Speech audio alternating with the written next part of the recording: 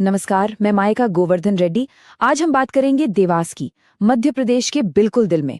देखिए, इस विश्लेषण का मकसद किसी पार्टी की तरफदारी करना या विरोध करना नहीं है, बिल्कुल नहीं। हमारा मकसद है उस गवर्नेंस सिस्टम को समझना, उसकी नब्ज पकड़ना, जिससे आम आदमी की जिंदगी बेहतर हो सके।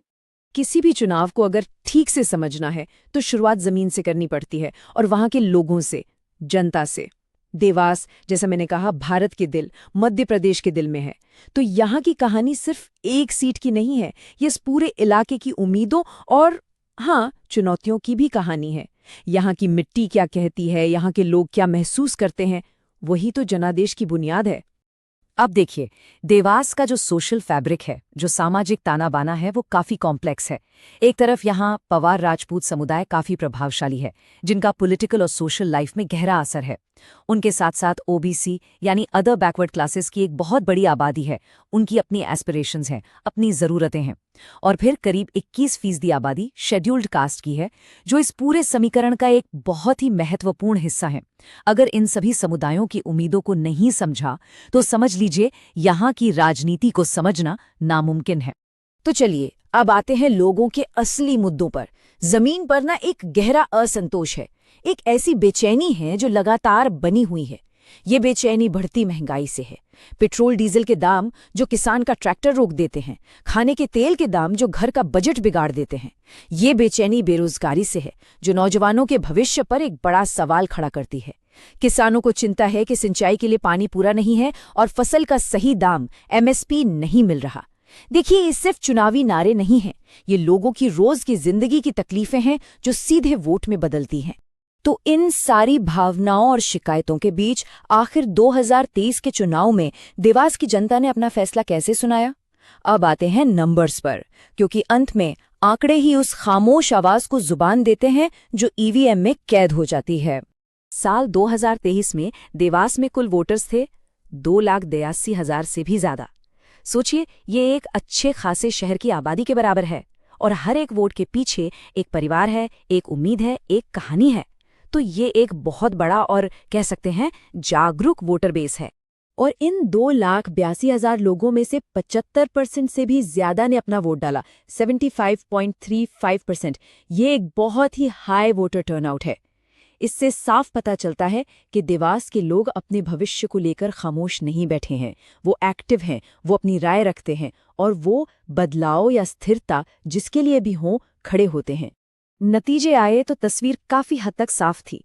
भारतीय जनता पार्टी को मिले 55.33% वोट, वहीं इंडियन नेशनल कांग्रेस को 42.63%। देखा जाए तो ये कोई एक तरफा जीत नहीं थी, लेकिन हाँ, ये एक मजबूत और डिसाइसिव मैंडेट जरूर था। पर इसका दूसरा पहलू भी है। इसका मतलब ये भी है कि 42% से ज्यादा लोग मौजूदा सिस्टम से खुश नहीं थे। जीत और हार का जो अंतर था वो था लगभग 27,000 vote, 26,956 to be precise. Political strategy की भाषा में ये एक पहाड़ जैसा अंतर है। ये 12.7 परसेंटेज पॉइंट्स का गैप है। और इस खाई को पाटने के लिए सिर्फ इच्छा शक्ति से काम नहीं चलता। इसके लिए एक सटीक, एक डिसिप्लिन्ड प्लान की जरूरत होती है। तो फिर सवाल उठता है कि इस सियासी पहाड़ पर चढ़ाई की कैसे जाए। हमारा एनालिसिस 3 खास स्ट्रैटेजिक लीवर्स की तरफ इशारा करता है। पहला, जो बड़ी आबादी है एससी और ओबीसी सेगमेंट्स की, उन तक उन्हीं की भाषा में, उनके मुद्दों पर फोकस करके मैसेज पहुंचाना। दूसरा, बूथ लेवल पर जो ऑर्गेनाइजेशन की मशीन है उसे दोबारा खड़ा करना, एकदम ग्रास रूट से। और तीसरा, गवर्नेंस में जो कमियां हैं और जनता का जो विश्वास है, उस पर आधारित एक लोकल कहानी, एक लोकल नैरेटिव तैयार करना। तो चलिए, इस मैंडेट की थोड़ी और गहराई में उतरते हैं, इसकी एनाटॉमी को समझते हैं। बीजेपी का ये गढ़ 1990 से है। समझिए, ये 30 साल से ज्यादा का वक्त है। ये किसी एक नेता या एक चुनाव का नतीजा नहीं है। ये एक पूरे सिस्टम का रिजल्ट है, जिसे 3 दशकों में बनाया गया, मजबूत किया गया। इस सिस्टम को समझे बिना इसे चुनौती देना बहुत मुश्किल है। किसी भी पॉलिटिकल ऑपरेशन के ना 4 चेहरे होते हैं। पहला चेहरा है इलेक्टोरल फेस, यानी आपका उम्मीदवार। देवास में जो सिटिंग एमएलए हैं वो एक शाही वंश से आती हैं, कॉन्टिन्यूटी का, परंपरा का प्रतीक। उनके सामने जो चैलेंजर थे वो एक लोकल बिजनेसमैन हैं, जमीन से जुड़े हुए। लेकिन उन पर कुछ कानूनी मामलों का बोझ भी था। जनता इन्हीं दो विकल्पों में से चुनती है। दूसरा चेहरा है ऑर्गेनाइजेशनल फेस, और शायद ये सबसे जरूरी है। यहाँ पर दोनों तरफ जमीन आसमान का फर्क नजर आता है। एक तरफ एक मजबूत, डिसिप्लिन्ड, हर बूथ तक पहुंचने वाली मशीन है, और दूसरी तरफ एक ऐसा संगठन जिसका बूथ लेवल कैडर या तो कमजोर है या है ही नहीं, जहां युवा वॉलंटियर्स की भारी कमी है।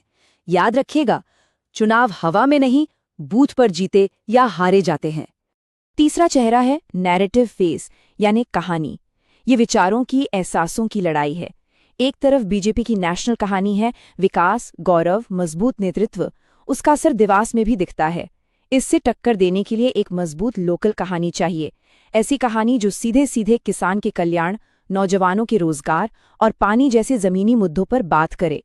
और चौथा चेहरा रिसोर्स फेस, यानी संसाधन। हाँ, इसमें कोई दो राय नहीं कि फाइनेंशियल रिसोर्सेज में बहुत बड़ा अंतर है, लेकिन राजनीति का एक बहुत बड़ा सबक है।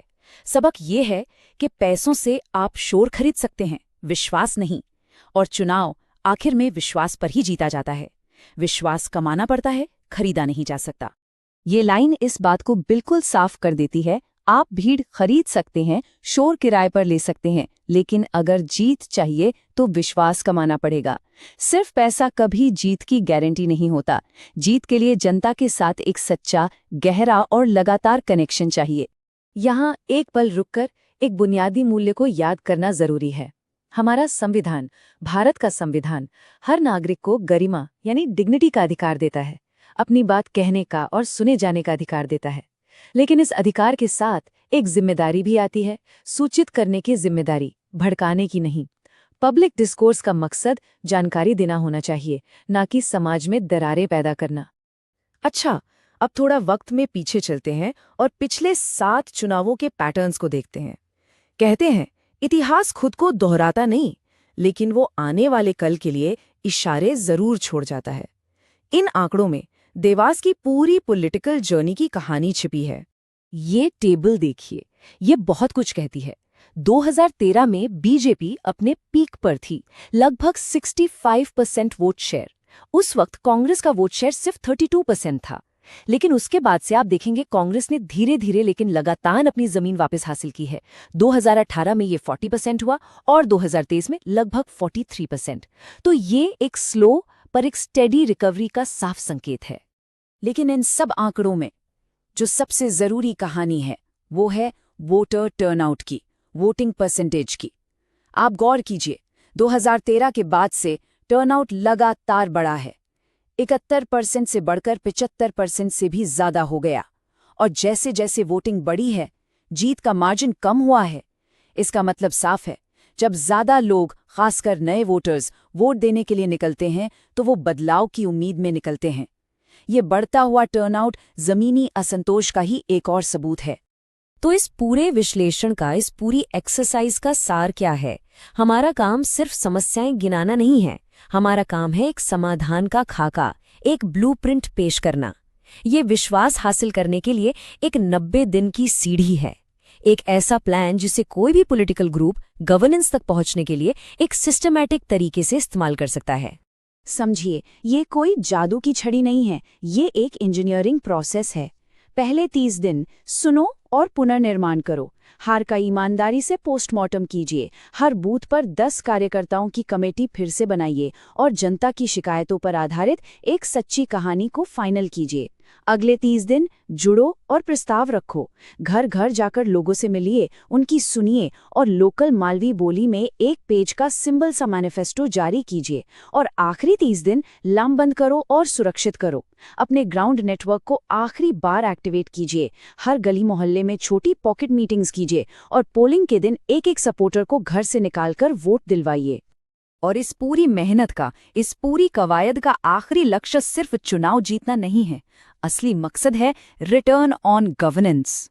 ये जनता के साथ एक कॉन्ट्रैक्ट है कि उनके वोट के बदले में उन्हें सिर्फ वादे नहीं, बल्कि बेहतर सड़कें, बेहतर हेल्थ सर्विसेज और उनके बच्चों के लिए एक बेहतर कल मिलेगा। चुनाव सत्ता का खेल नहीं, बल्कि लोगों की सेवा करने का एक पवित्र जनादेश है। और आज के डिजिटल दौर में विश्वास कमाने का एक और पहलू है, वो है प्राइवेसी और सहमति।